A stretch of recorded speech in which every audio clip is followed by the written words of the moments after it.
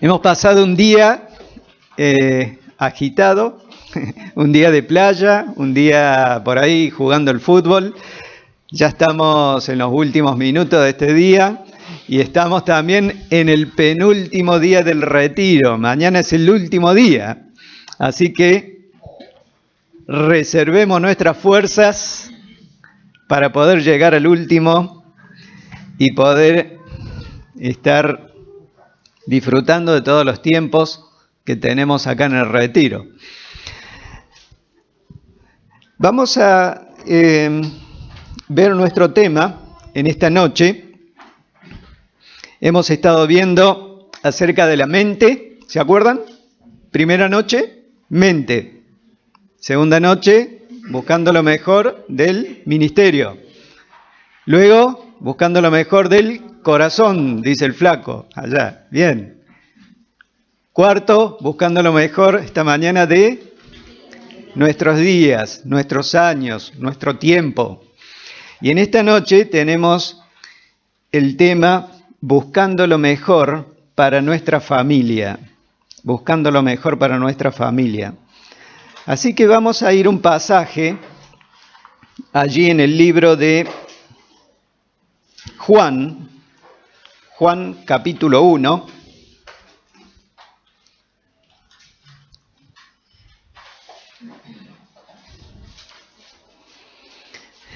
Y luego vamos a ver unos pasajes más.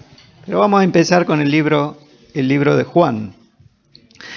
Buscando lo mejor para mi familia. Qué interesante que en el día de hoy las teorías del origen del hombre hablan acerca de una evolución del hombre, todas la conocemos, ¿no? Y que el hombre apareció, hubo el pasaje de los monos al hombre, los homínidos, y estos hombres se fueron aglutinando, se fueron formando comunidades. Apareció, dice la evolución, la mujer de no se sabe dónde, y empezaron las comunidades. Y hoy vivimos en este ambiente en donde venimos de una evolución. No sabemos de dónde venimos ni hacia dónde vamos. Es más, la familia se ha disgregado de tal forma que hoy tenemos las nuevas familias, ¿no es cierto? Entre dos mujeres o entre dos hombres, en donde se crían los niños y en donde no se sabe a dónde está. Pero hay derechos que están apoyando todo este tipo de disgregación de la familia. El matrimonio ya hoy no es el concepto bíblico de matrimonio. Es una unión, como se dice, por un tiempo, hasta que los problemas te separen, ¿no? Y luego podés formar otra pareja. Y hoy tenemos parejas tras parejas, ¿no es cierto?, con hijos que vienen de otras familias, y la familia tiene un nombre, no sé si alguno se acuerda del nombre de estas familias, ensambladas, ¿no? En las escuelas se habla mucho de estas familias ensambladas, ¿no? Y se ha perdido el concepto de familia. Ahora, qué interesante, porque la palabra de Dios nos enseña que la familia es algo fundamental, porque ha salido de la mente de Dios, del corazón de Dios. Dios hizo al hombre. No venimos de una evolución, no venimos de un acertijo de casualidades y que surgió el hombre. Venimos de la mente y del corazón de Dios. Y en la mente de Dios y en el corazón de Dios está la familia. Y Dios, en sus propósitos y en sus tiempos, tomó a la familia para cumplir sus propósitos eternos. Lo vemos en la familia de Abraham, haciendo un pueblo, el pueblo judío. Lo vemos en la familia de José y María, trayendo el Salvador, nuestro Salvador al mundo. Dios cumpliendo sus propósitos en la familia. Y Dios cumple sus propósitos en la familia, en la iglesia. Es una célula fundamental, no solo de la sociedad, la familia, sino también de la iglesia. Una familia sana va a llevar a una iglesia sana. Y qué hermoso es poder ver en la palabra de Dios en esta noche, buscando lo mejor para mi familia. Y yo los invito a que veamos por lo menos 3 acciones para buscar lo mejor para mi familia. 3 acciones para buscar lo mejor para mi familia. Una de ellas la encontramos allí en Juan 1. Juan 1. Vamos a ir ahí.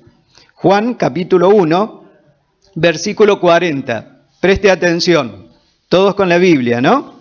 ¿Sí? San Juan capítulo 1, versículo 40. Dice: Andrés, hermano de Simón Pedro, era uno de los que habían oído a Juan el Bautista, y habían seguido a Jesús. Andrés, es decir, estaba con Juan el Bautista, pero había oído del Señor Jesús y lo dejó a Juan el Bautista y lo empezó a seguir el Señor Jesús.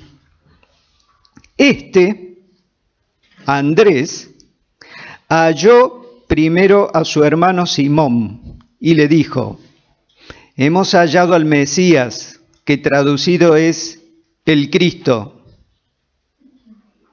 Versículo 42, y subrayemos bien esta frase. Y le trajo a Jesús. Y mirándole Jesús dijo: tú eres Simón, hijo de Jonás, tú serás llamado Cefas, que quiere decir Pedro.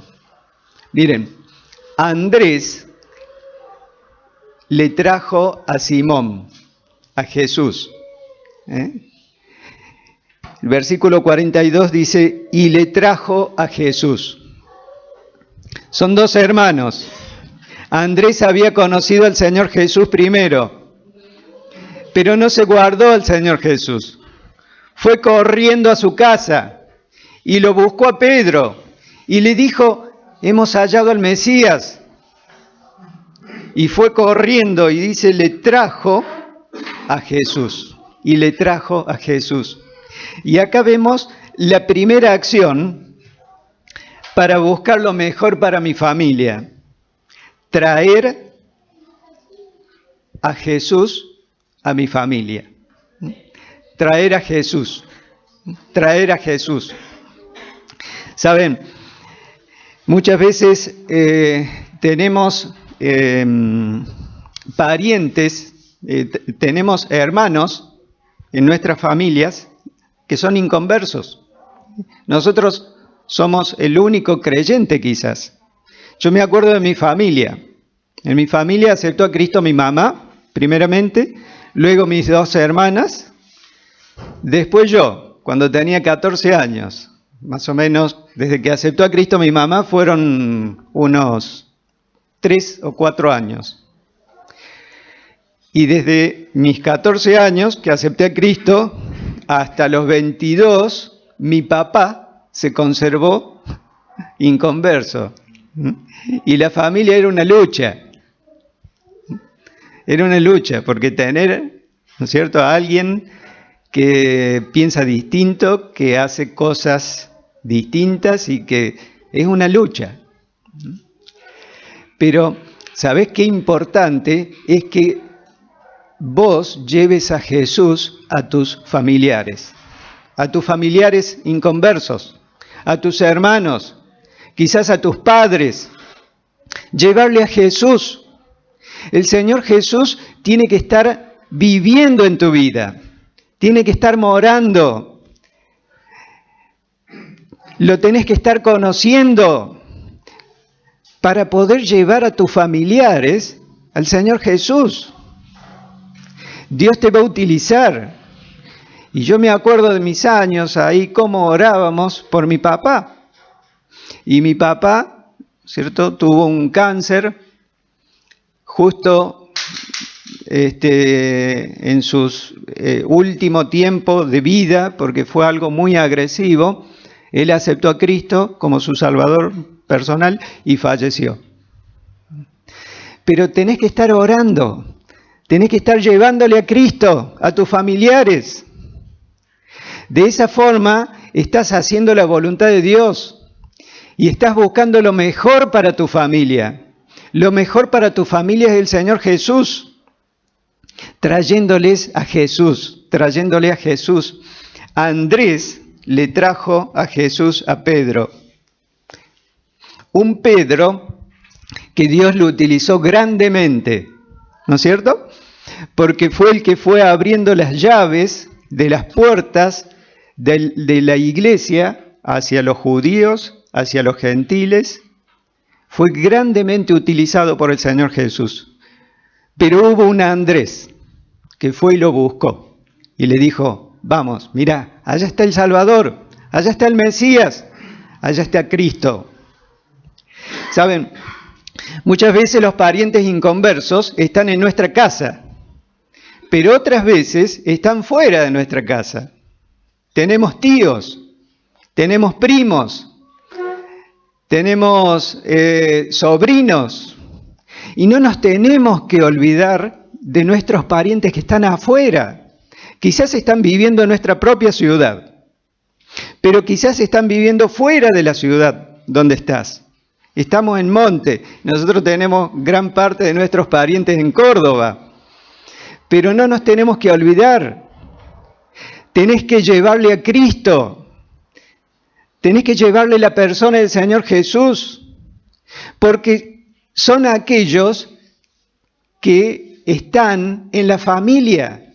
Sí, la familia es la que vive, ¿no es cierto?, debajo de un techo. Pero también tenés tus parientes, que son la familia, los tíos, los primos, los sobrinos.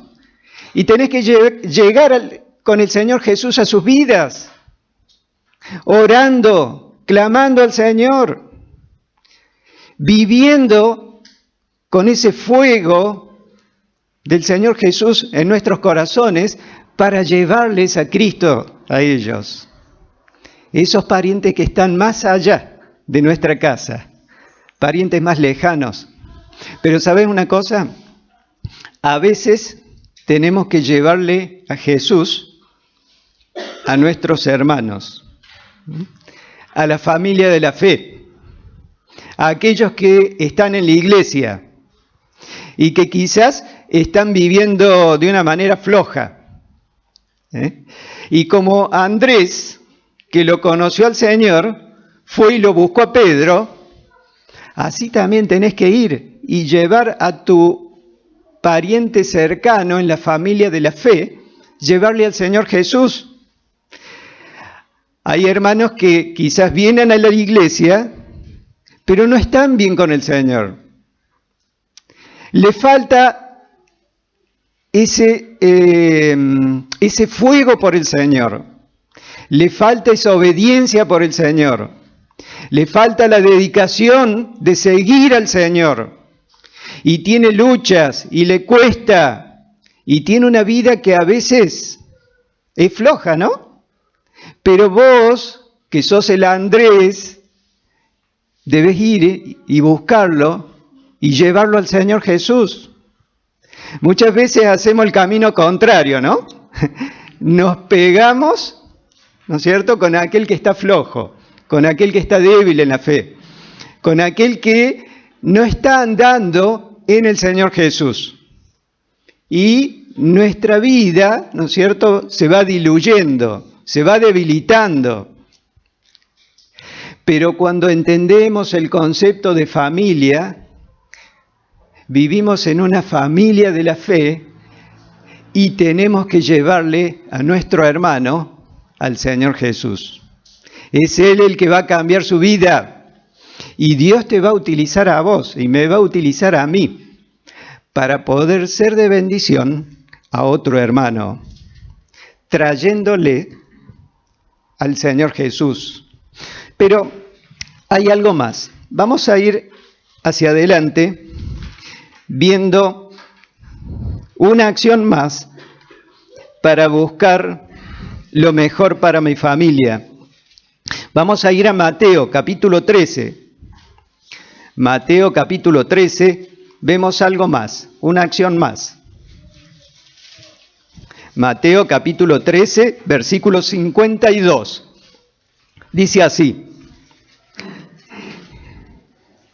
Él les dijo, es decir, el Señor Jesús les dijo: por eso todo escriba, docto en el reino de los cielos, es semejante a un padre de familia, que saca de su tesoro cosas nuevas y cosas viejas.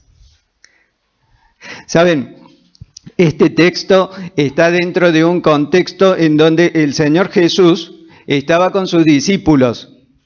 Capítulo 13 le había explicado las parábolas de capítulo 13 que abarcan los acontecimientos de la iglesia hasta la venida del Señor Jesús, para establecer el milenio. Son todas estas parábolas. El Señor Jesús, cuando termina todas estas parábolas, le dice este texto. Le dice: por eso todo escriba docto en el reino de los cielos es semejante a un padre de familia, que saca de su tesoro cosas nuevas y cosas viejas. ¿Saben?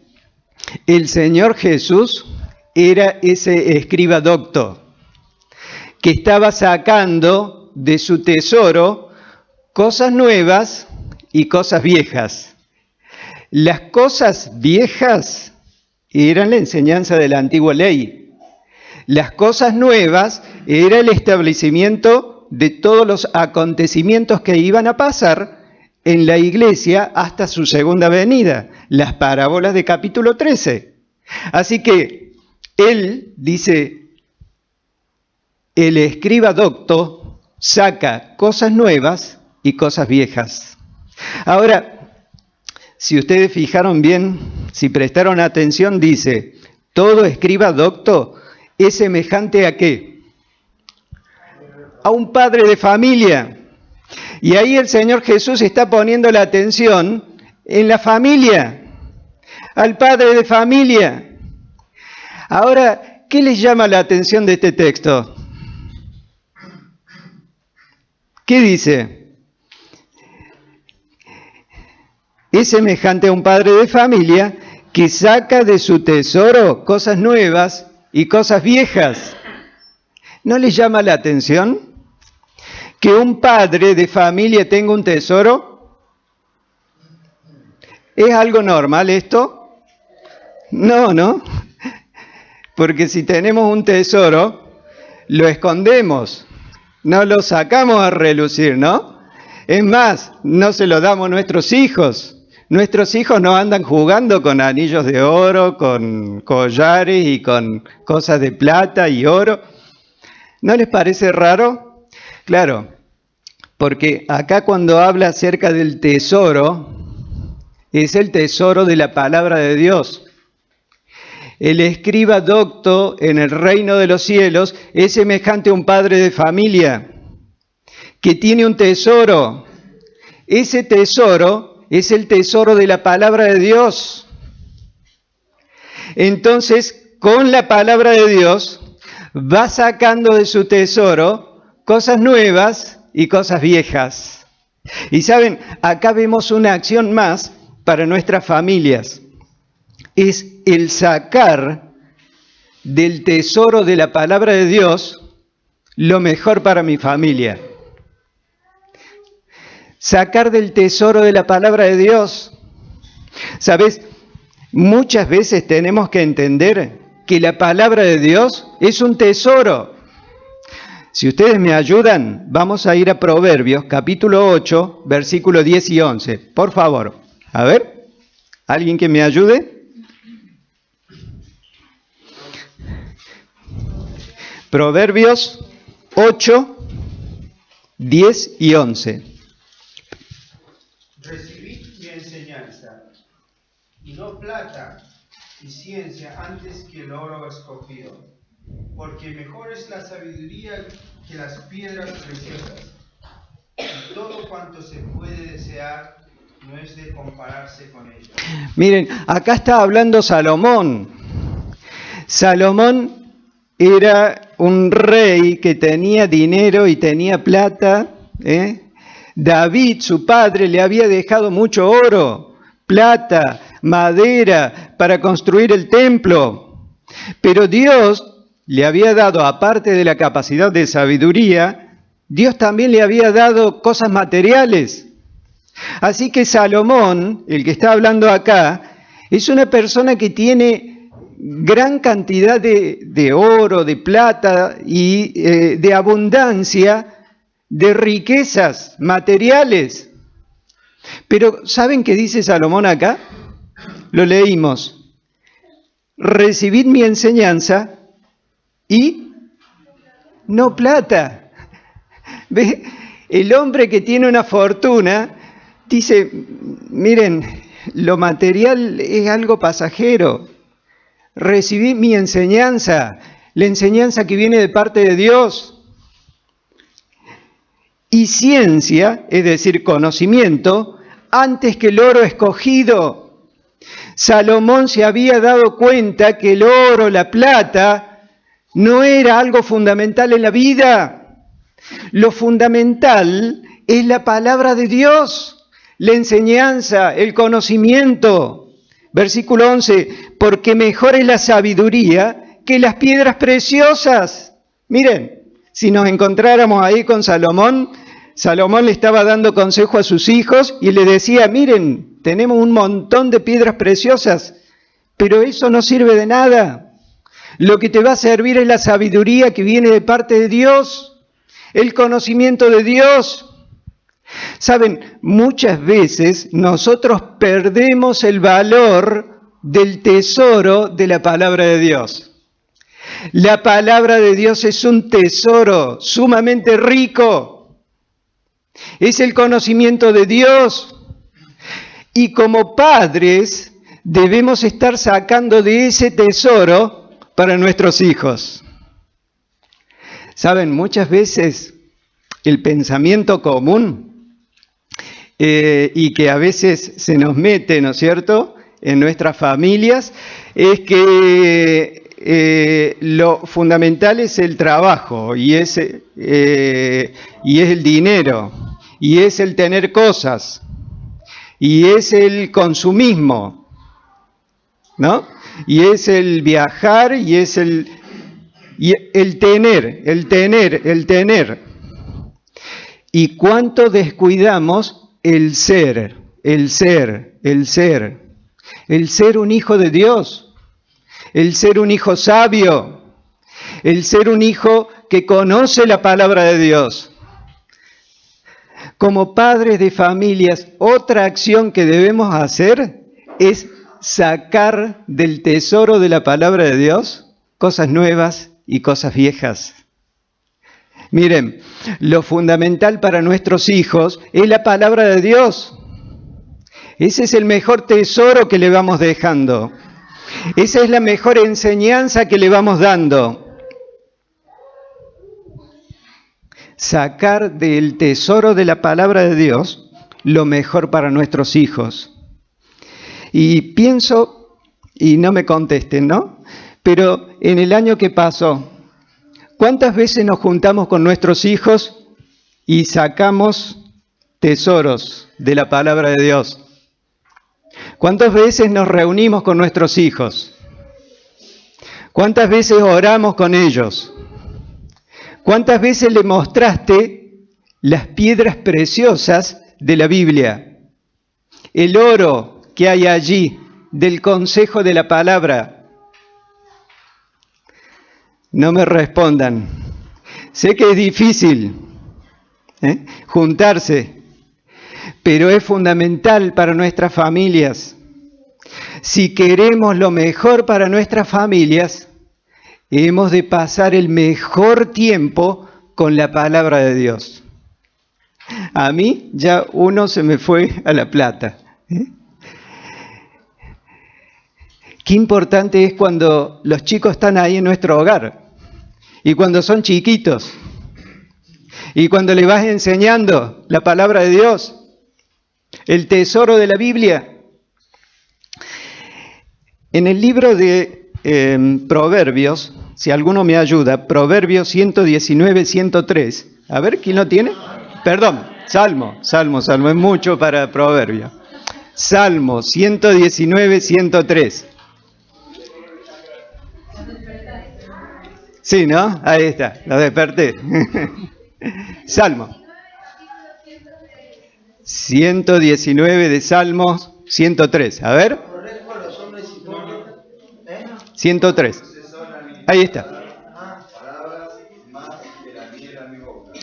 Cuán dulces son a mi paladar tus palabras. Saben, ese texto, de acuerdo a las costumbres judías, dicen que los papás se juntaban y escribían para sus hijos los textos de la palabra de Dios en tablillas de madera blanda. Escribían la palabra de Dios, textos de la palabra de Dios. Entonces a esa maderita con ese texto que le daban a su hijo para que memoricen, la untaban a esa tablilla con miel. Entonces el chico iba estudiando el texto en la tablita y le iba pasando la lengua de la miel. Y mientras comía la miel y disfrutaba de la dulzura de la miel, podía estar memorizando el texto. Ahora, ¿saben una cosa? Este hombre, el salmista, ya viejo, después de muchos años, que había estudiado la palabra de Dios, había madurado de tal forma por la palabra, por el texto de la palabra de Dios memorizado en su corazón, que él decía esto: cuán dulce me son a mi paladar tu palabra, más que la miel, más que la miel. ¿Por qué? Porque en su proceso, en su vida, había entendido que la palabra de Dios memorizada era mucho más dulce que la miel, porque la estaba viviendo esa palabra, la estaba experimentando, ya la tenía en su corazón y en su mente, y estaba experimentando el favor de Dios, la bendición de Dios, la protección de Dios. Estaba experimentando en carne propia que la palabra de Dios era dulce, mucho más dulce que la miel, que esa miel que él comía cuando era chico. Ahora, ¿saben una cosa? Esto me dice de qué forma le estoy enseñando la palabra de Dios a mis hijos. A veces, miren, creo que tenemos que orar por inteligencia y sabiduría para poder llevarle la palabra de Dios a mis hijos. Ellos lo hacían untando tablitas con miel. ¿Y qué podemos hacer hoy? Bueno, pueden surgir varias ideas. Pero qué bueno es poder pedirle al Señor sabiduría, inteligencia, para saber cómo transmitirle a mis hijos la palabra de Dios. Transmitiéndole el tesoro de la palabra de Dios, mostrándole lo bueno que es Dios a través de su palabra, para que ellos puedan llevar esa palabra a través de la vida y pueda ser de bendición para ellos. sacar el tesoro para mi familia. Pero por último, vamos a ver un pasaje más. En el libro de Zacarías, capítulo 2. Libro de Zacarías, capítulo 2, versículo 1 al 13. No vamos a leer todo el pasaje. Es un precioso pasaje profético acerca del establecimiento del reino milenial en el futuro, en donde Jerusalén será la ciudad del gran rey. Ahora, fíjense en lo que dice el profeta Zacarías 2, versículo 5. Yo seré para ella, para la ciudad de Jerusalén, dice Jehová, muro de fuego en derredor, y para gloria estaré en medio de ella, en medio de la ciudad. Subraye la palabrita esa, en medio de ella, en medio de la ciudad. Versículo 10. Canta y alégrate, hija de Sión, es decir, Jerusalén, porque he aquí vengo y moraré en medio de ti, ha dicho Jehová. Versículo 11. Y se unirán muchas naciones a Jehová en aquel día, y me serán por pueblo, y moraré en medio de ti. En medio de ti. Y entonces conocerás que Jehová de los ejércitos me ha enviado a ti. ¿Saben? La profecía ve a Dios morando en medio de la ciudad de Jerusalén. Si nosotros vemos los propósitos de Dios en el Antiguo Testamento, Adán y Eva estaban en plena comunión con Dios. Dios morando en el huerto del Edén. Luego Dios escoge a Abraham y forma una nación. Con Moisés, Dios hace construir un tabernáculo, y ese tabernáculo debía estar ¿en dónde? En el medio de las tribus. Había 3 tribus hacia adelante del tabernáculo, 3 hacia atrás, 3 hacia un costado y 3 hacia otro. Y en el medio, el tabernáculo de Jehová, donde moraba Dios.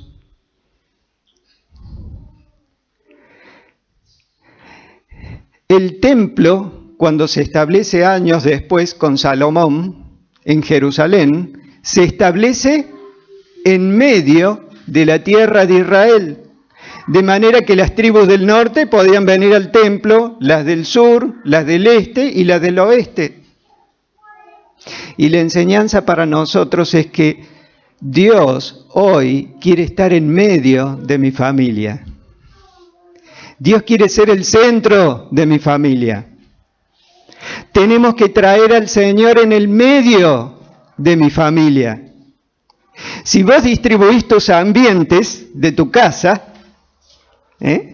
pone en el medio un lugar donde vas a leer la palabra de Dios, donde vas a tener tu biblioteca.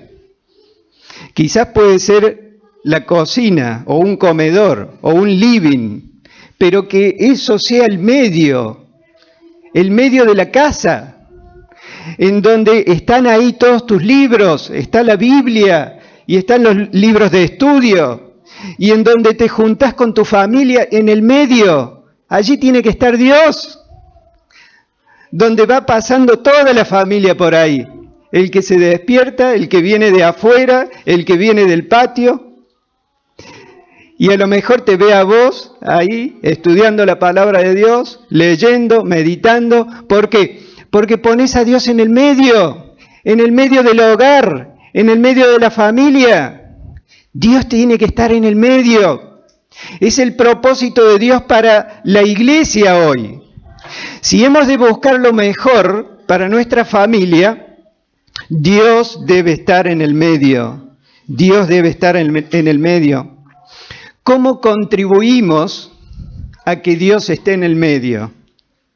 Deuteronomio capítulo 6, versículo 5, dice que amarás a Jehová tu Dios con todo tu corazón, con todas tus fuerzas, con toda tu alma. ¿Se acuerdan? Un pasaje muy conocido para el pueblo judío, pero es algo que debemos hacer en nuestros hogares. Amar al Señor por sobre todas las cosas. Cuando amamos al Señor, lo ponemos en el medio. Él está en medio de mi vida y está en el medio de mi hogar, en el medio de mi familia. ¿Cómo le enseñás a tus hijos que tenés que amar a Dios? ¿Te hiciste esa pregunta? ¿Cómo le enseñamos a nuestros hijos a amar a Dios? ¿Cómo un joven puede decir, yo amo a Dios porque me enseñó mi papá o mi mamá o un tío? Buscando lo mejor para mi familia es poner a Dios en el medio. Que Él sea el centro de mi familia.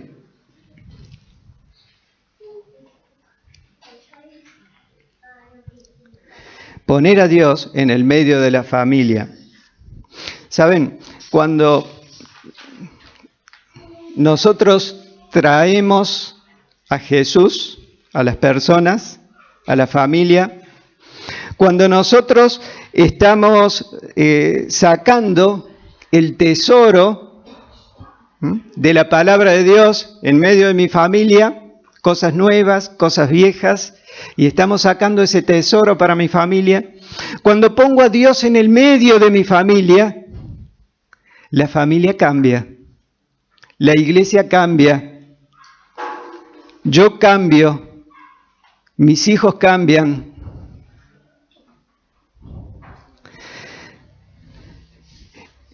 Ezequiel 5:5.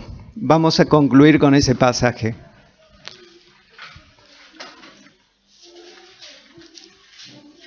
Es un pasaje también profético acerca de Jerusalén. Pero fíjense qué importante lo que dice este pasaje. Ezequiel 5:5. Así ha dicho Jehová el Señor. Esta es Jerusalén. La puse en medio de las naciones. ¿A dónde la puso Dios?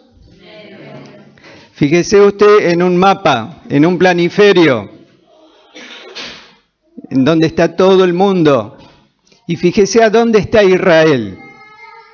Israel está en el medio. Fíjese en un planiferio. Sale lo que dice este versículo. Dice, así ha dicho Jehová el Señor. Esta es Jerusalén. La puse en medio de las naciones y las tierras alrededor de ellas.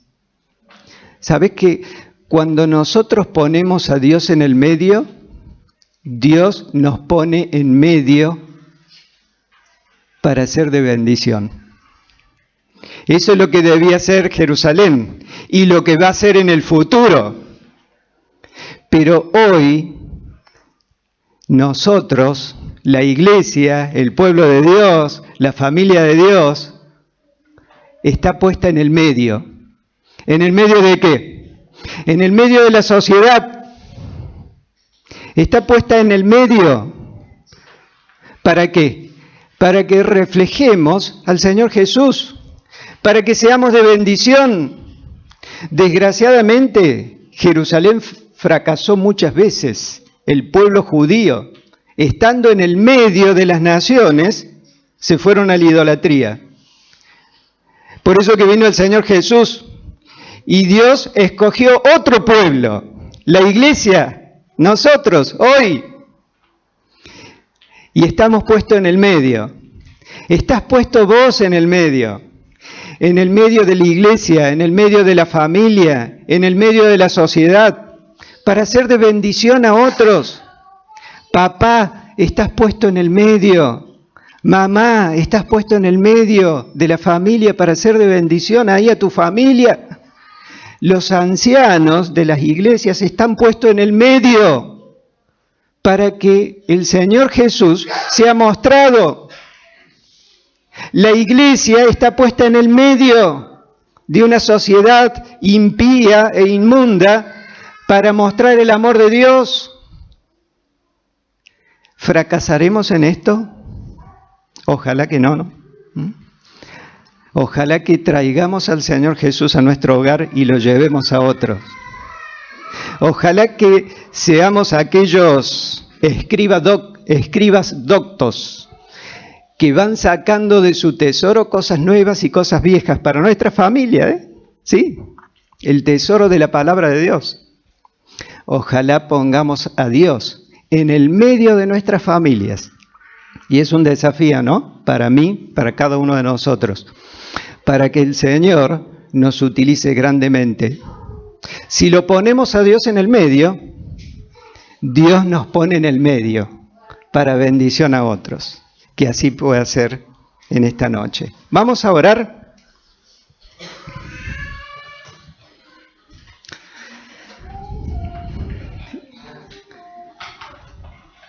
Voy a pedir a Alan, por favor, que nos termine orando y da unos últimos anuncios. Bueno, oramos.